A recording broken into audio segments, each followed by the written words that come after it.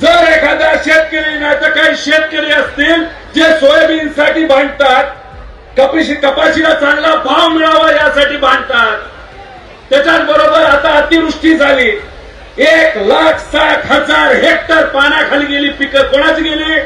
शेतकऱ्याची, श्रीमंताची गेली का?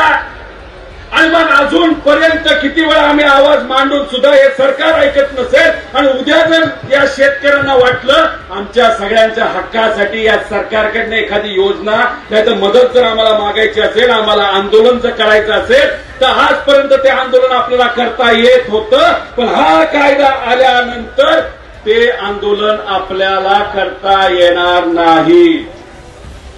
जी तुमची आपली सगळ्यांची मुलं आहेत, बंधू भगिनी आहेत, ज्यांच्या हातात डिग्री आता 6 लाख रुपये खर्च केले इंजिनियर बनवण्यासाठी, तुम्ही वेगवेगळ्या प्रकारच्या डिग्र्या दिल्या, पण कितीही कष्ट करून घरावर समजा जर सिमेंटचं काय म्हाडी बांधायची असेल ती बाजूला ठेवली, पण मुलांना शिकवलं.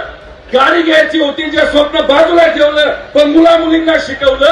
आणि एवढा खर्च करून शिकवल्यानंतर हातात डिग्री असताना सुद्धा जर त्या मुला मुलींना काम मिळत नसेल तर त्या मुला मुलींना तिथं आंदोलन करायचा अधिकार हा कायदा आल्यानंतर नसणार आहे.